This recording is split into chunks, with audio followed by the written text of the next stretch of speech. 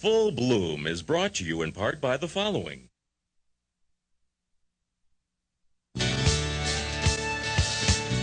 Welcome to Full Bloom, the award-winning show that celebrates life. Here's your host, Zita Christian.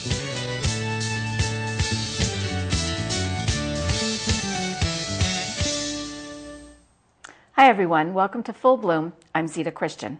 In case you didn't notice it, the baby boom generation is aging. And the issue of long-term care is no longer a subject that is of interest to only a few. In fact, the American Society of Aging reports that 60 to 70% of Americans over 65 will require assistance at some time. Well, sometime for us is now. That's what we're going to talk about tonight. My guest is Marcia Bernstein. She is an independent long-term care agent with Genworth Life Insurance Company. She's also a licensed clinical social worker, and she's a community engagement volunteer for AARP. She has a fascinating background, one that makes her the ideal candidate to talk about this subject tonight. Marcia, thanks for being on the show. Thank you. Glad to be here. You know, I think we'll start off with the basics because the phrase long-term care has been around for a long time. And I think I'm not unusual in having the idea that the first thing I think of is elderly and nursing home, end of life. But I know that's not necessarily the case. So why don't we start with a definition of what is long-term care? What's involved? Well, you're absolutely right, Zita. Most people, when they do hear the phrase long-term care, immediately do begin to conjure up the image of the older person sitting in a nursing home. And really what long-term care is, basically, it's not about age, it's not about a specific place, it's just about whenever someone begins to need help because they've had a decline either physically or cognitively, and they need some assistance in order to get through their daily routine and such.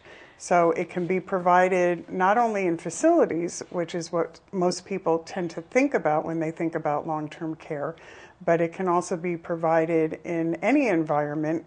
As a matter of fact, most care that is provided, that is long-term care or chronic care, is care that is provided still in the community by family members. So most people never do end up in those dreaded nursing homes. It's really just about when people have a decline, and it's also stuff that can happen that people can recover from. So it's not an end-of-life issue. Oh, and I think that's one of the most important points to make. And I know from the conversation that you and I had yesterday, when I got off the phone with you, I remember sitting there thinking, I know conversations my husband and I have had, I know from conversations I've had with family members, that we think, well, there are family members to help take care. And so the idea of nursing home has not entered into our plan. But what you're saying is long-term care can be in the home. It doesn't necessarily have to be in a nursing home. So it kind of broadens the whole discussion. And I want to get into some of the very basic things, the concerns that people have about long-term care. Okay. So talk to me about some of those.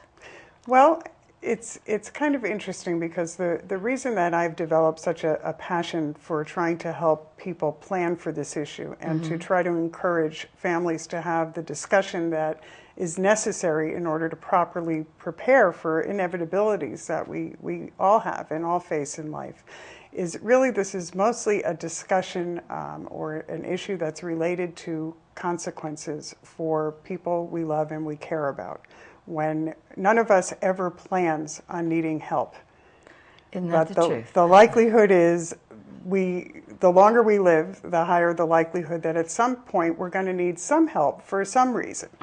And so the discussion that I try to facilitate with folks and the discussion that my colleagues and the approach that we have to helping people plan for this issue is really to try to demystify some of the issue, take away some of the fear that people have in trying to broach the subject, and try to create an environment where people can feel free to discuss not, am I going to be in a nursing home or an assisted living, but if at some point I need some help with some things, what would I want my plan for care to be?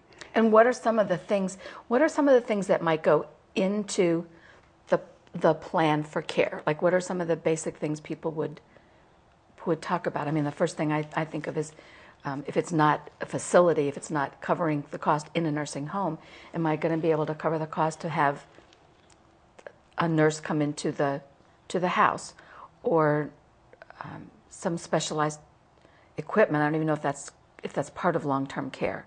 Well, it's part of, in terms of whether or not it's part of long-term care, the discussion again, and this is what I often run into, is folks automatically want to jump to money. Yes. And want to jump to, how do I pay for a nurse or pay for, when again, most care still tends to be provided in homes, and most care tends to be provided by a family member.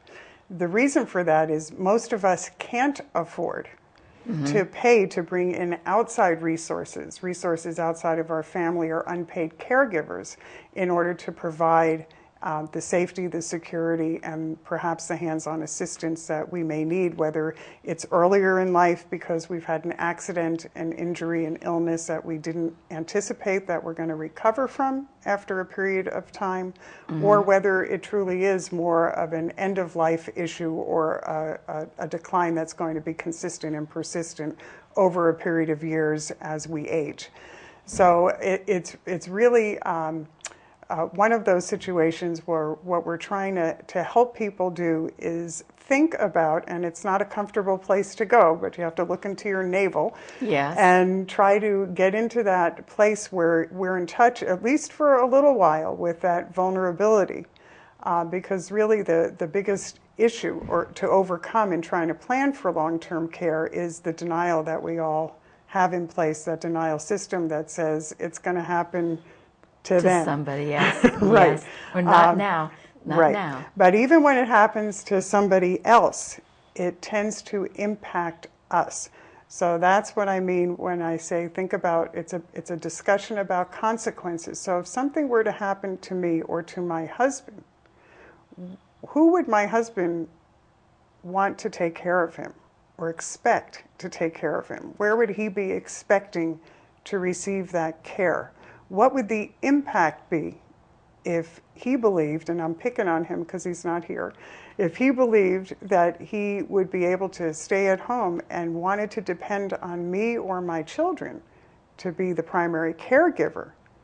What would the impact be on me, or what would it be on my children? The impact if you gave the care, but also the impact if you were not able to give the care. Right. If you were not equipped or physically able. Physically able. And I think in some cases, I mean, I've known, I remember when my dad was taking care of his mother, my grandmother, for a number of years. First few years, it was very much of a strain. And the last several years, it was an awful strain.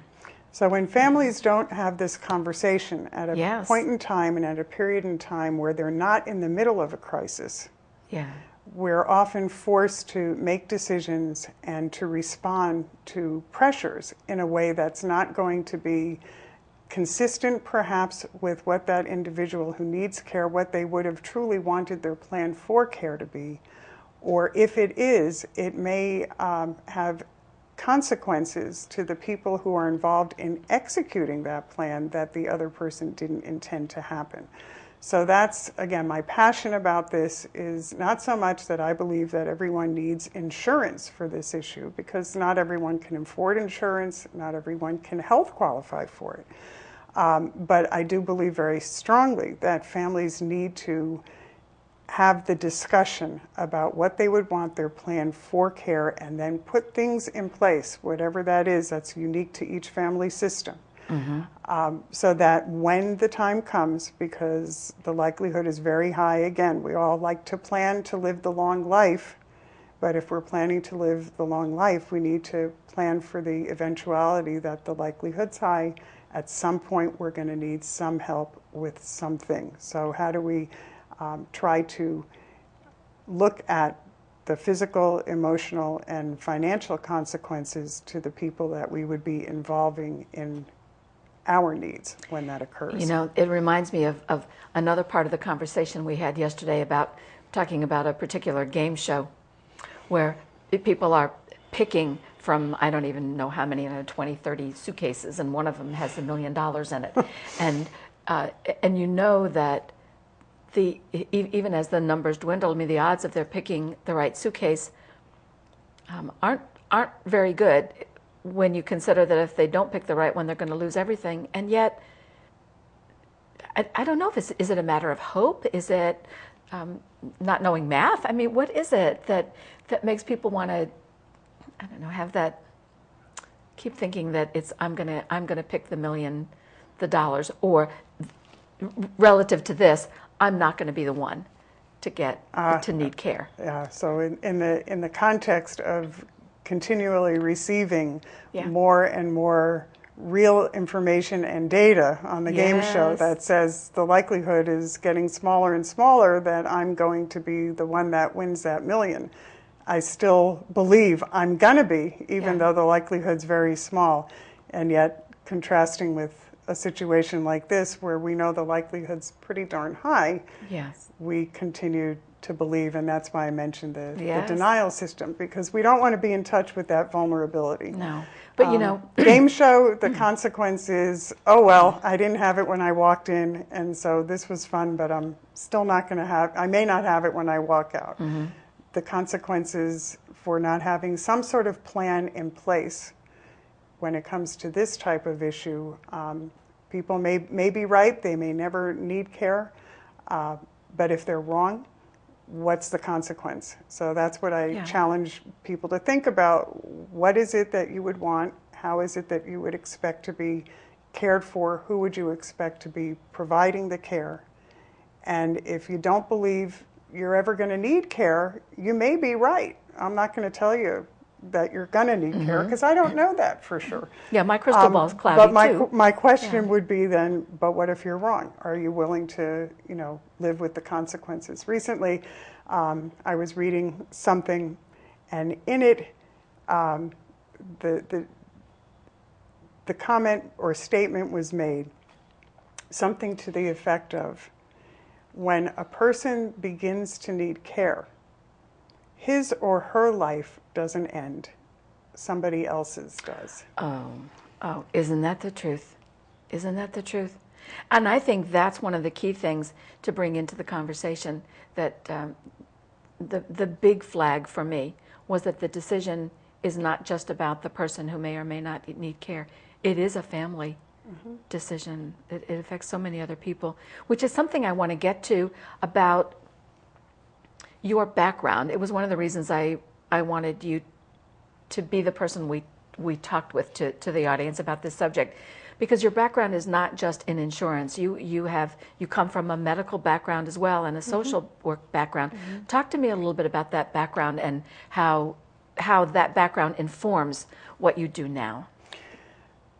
For many years, I worked in an acute care hospital setting as a medical social worker. And I worked primarily in the areas of neurotrauma, neurosurgery, and rehabilitation. And the experiences that I had at that point in working with the patients and their family members when something unanticipated occurred brought me to the understanding that stuff, and as I said to you yesterday, you can feel free to substitute a different word if you like. Yes. Stuff happens to people at any age, and that helped me to see that long-term care is not just about old folks. After I worked in the hospital for many years, I transitioned out of concern for quality of care that was being provided in subacute rehab facilities as reimbursement mechanisms changed and people were being pushed out of the hospitals very quickly into rehab settings, and I was concerned they were ill-equipped to care for the folks who used to be really hospital level of care. So I took off the social work hat and I put on the hat of program director for a subacute rehab unit and worked there for 4 years, and that was in Windsor. And back in 2000, after that experience kind of taught me how so many people ended up being prematurely institutionalized in that level of care, not necessarily because they needed a nursing home, but because they either lacked the social supports or the money to be able to purchase care in another environment, whether it was at home or in an assisted living perhaps. I decided that I was just tired of being in the middle of the crisis for my patients or residents in the nursing home and their family members, and wanted to be in a position where I could try to help people prevent that crisis. And so that's what brought me to this arena, one that I never imagined I would enjoy as much as I do.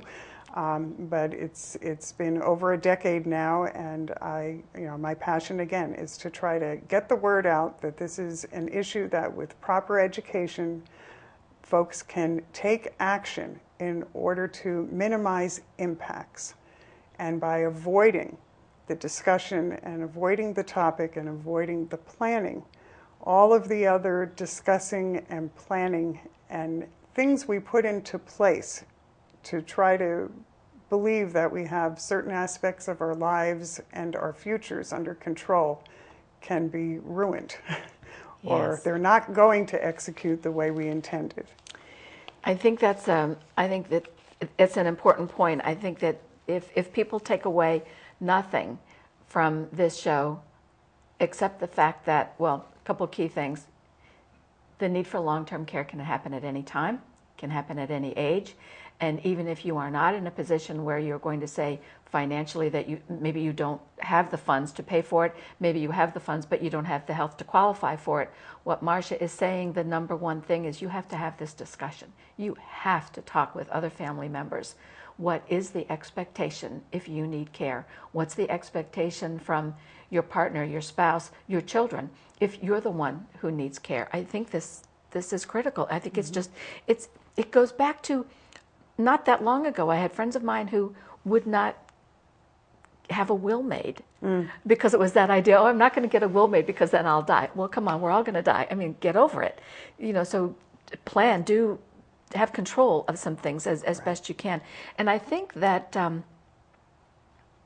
that's one of the questions to talk about. We were talking the other day about the book Water for Elephants, and I don't know how many people have seen the movie. I don't know if the passage was so much, it was alluded to in the movie, but it was very strong in the book. That idea that someone, well, in the story, the hero of the story, here he's a man, elderly, his wife has died, he has 5 children, and he no longer has control over his assets. He no longer has control over his life. And I think it's scary. I think it happens more than we might realize. There's so many factors that go into it. And you raise another very important issue, because one of the mistakes I think that people make in trying to think about this issue is they believe it's about money and asset protection when they think about insurance. And I don't believe it's about asset protection. I believe very strongly that it's about access protection. So talk to me about that. So what I mean by that is having the money is only important to the extent that it's available to help you to purchase services that you want or things that you want. That's why people think money is important, or that you need and want, but that you have control over how those dollars are directed. When you shift that into the whole long-term care arena, when folks go into this thinking about asset protection, and they say, oh, I don't have much, or I don't care if I have to spend it all on me, there's a whole dimension that they're missing. Because when you think about asset protection, once you've gotten rid of your assets, and you expect that perhaps the state or the government is going to pay for care if you need it. You've now, the universe of options in terms of where you receive your care and who is providing it has just been reduced into a very narrow universe. And often, again, unintended consequences is that when people think they've done a good job of protecting assets, what they've done is they've effectively put a plan for care in place that typically is going to include accessing care in the last place most people tell me they want to be, which is a nursing home. So if it's appropriate from a financial perspective and from a health perspective, and that's why it's so important to work with someone who specializes in this area of planning so that you get the proper assessment done and have the proper discussion. So whatever direction you go in you can be assured it's going to be a suitable direction. If it's appropriate to have some level of insurance protection, you're really protecting your family and your spouse's income stream and protecting your own income so that you are able to access the type of care and services where you want it and have it provided by whom you want it. All right, two questions occurred to me. One is, I know there's an organization in Connecticut, a state organization, and I want to ask you about that in a minute. But something you said a moment ago, I want to bring back the whole issue of being insurable. Mm-hmm. So let's say that somebody's out there and they've got, plenty of money, and you're saying, okay, I want this care, I want to buy a policy, and what might make someone not insurable? In the insurance world, there is a saying when it comes to long-term care insurance, and also for other types of insurances as well, like life insurance and disability insurance and health insurance, that you don't buy the insurance with money, you have to first buy it with your health.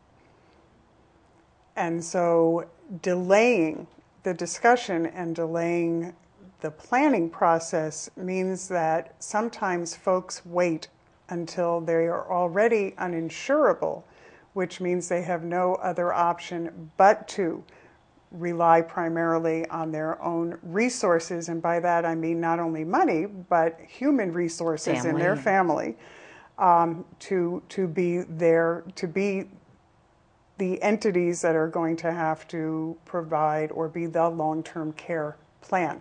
Insurance is not a plan for care, it's simply a mechanism to fund it. So if folks wait until they've been diagnosed with dementia, or wait until after they're in a car accident and have some type of disability, or they know that they have a neck injury with chronic pain and they may still be able to work, but in the future they're going to have problems, or they're taking medication on a daily basis for pain management issues. Folks who have already been diagnosed with issues like Parkinson's disease, MS, even things like diabetes in combination with things like a stroke or a heart problem. Once people wait, they've already, they can feel relieved. Nobody's going to try to sell them insurance because they can't get it. They can't so get they it. can feel relieved that they're not going to fall prey to the insurance industry. But on the flip side of the coin, it becomes even more important to have that discussion, because you've got to find another way to plan for the issue. Before we get to I'm going to ask Marcia about the Connecticut Partnership, but for those of you watching right now, if you just tuned in, the show is Full Bloom. I'm Zita Christian, and I'm talking with Marcia Bernstein. She is an agent with Genworth, and she is also long background with the medical world, social work, and she does community volunteer work for AARP. She knows from hands-on experience, years of it, about what is involved here. And you might, if you're just seeing a portion of the show now and want to see all of it, or you want to refer a friend to see it, please be sure to tell them you can now go to YouTube. And if you go to YouTube, And then you can select the channel Zita TV. We have our own channel now on YouTube, Zita TV. And you can go on there and then search for Marcia Bernstein or search for long-term care. We'll put the tags up. And you'll be able to see the interview in full, and you can refer a friend, because I have a feeling this is a conversation people might want to share with other family members. I hope so. So we have about 5 minutes left, Marcia. I want you to tell me about that Connecticut Partnership. What is that all about? Well, the Connecticut Partnership for Long-Term Care is a program that basically is a partnership between the consumer and the long-term care insurer, the consumer and the state, and the consumer and actually the nursing home industry.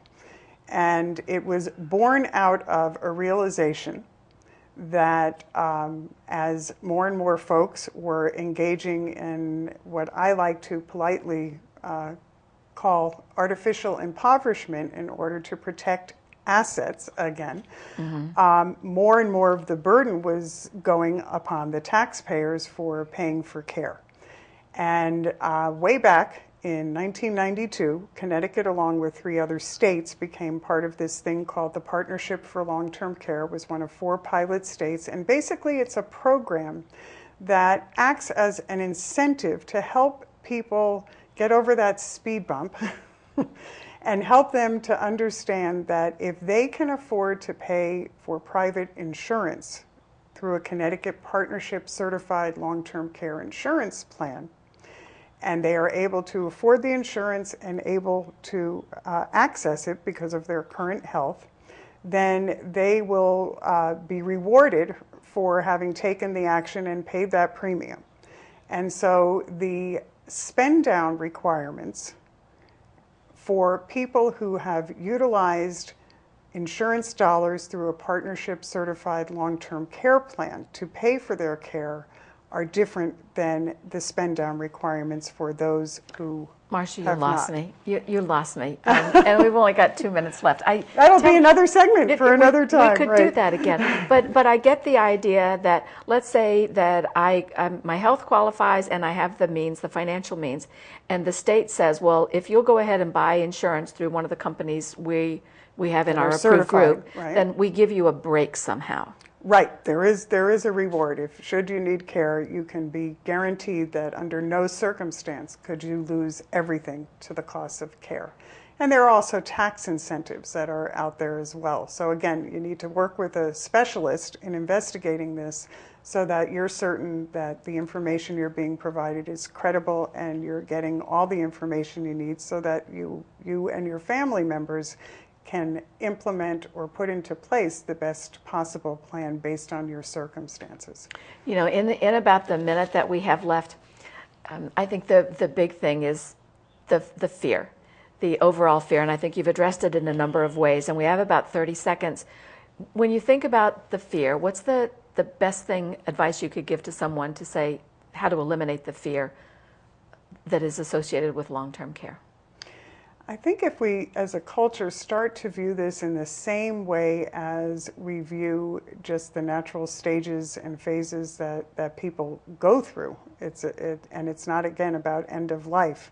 And if we realize that once we address the issue, the relief that we're going to feel is going to be enormous, and that it's about helping the people we care about most. And our family, too. Right. Marcia, thanks very much. And unfortunately, we're going to have to close on that note. And let me say a thank you to Marcia Bernstein very much. A thank you to my Full Bloom crew. And to you in the viewing audience. I say this every week, and I mean it sincerely. I do know the value of time. Thank you again for sharing another evening with me. We'll see you again next week. Bye-bye. Full Bloom is brought to you in part by the following: